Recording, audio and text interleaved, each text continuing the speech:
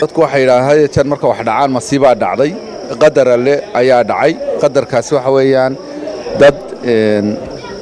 guri ka dhisayay degmada Wajaale ayaa guri ku dumay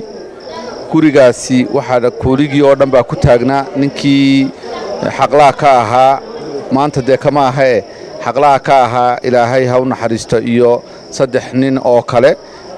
waxaan leenahay inna lillahi wa inna ilayhi raaji'uun ilaahay samiriya iimaan dadkii uu ka dheeriyoodanayay inagaba dhammaanteen iyo ummadda reer Soomaaliland baa ka siiyo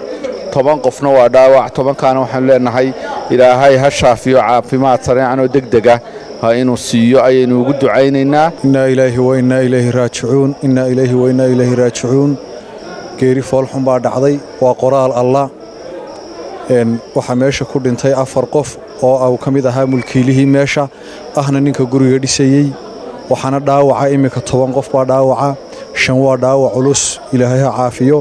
5 waa dhaawac fudud 10 kaba waxaan rajaynaynaa inuu ilaahay u naxariisto geeri baa halkan ka dhacday galabta iyo dhaawac culus labadii iyo markii meelaha ilaa saacada aynu taagannahay hawshaasi way socotay wali gacanta lagama qaadin sida ay sheegeen gudoomiyaha gobolka iyo gudoomiyaha degmadu 10 qof baa dhaawaca 5 baa culus waa fudud yihiin afarna way dhinteen mulkilihii meesha uu ku jiro isagana ilaahay waxaan uga baryaynaa iyaga inta dhimatayna ilaahay jannada firdawso karo ehelkoodina samir iyo iimaan ka siiyo inuu ilaahay naxariisto ehelkiina iyo qaraabadiina uga tacsiyeenaya mar labaad inta dhaawacana waxaan leeyahay u boogaleeyo hawlaad culus baa ka dhacday wax walbana qadarka Allah ayay ku dhacaan 14 qof ayaa culayskaasi ku dhacay 10 kamidii waa dhaawac bay noqdeen 5 kamida waa gudbinay isbitaalka Togo Jaale uu gudbiyo xaaladooda cuslayd u baahdayna in tabiib dib loogu sameeyo baaritaan kale 5 kamidina isbitaalka ayay ku sugan yihiin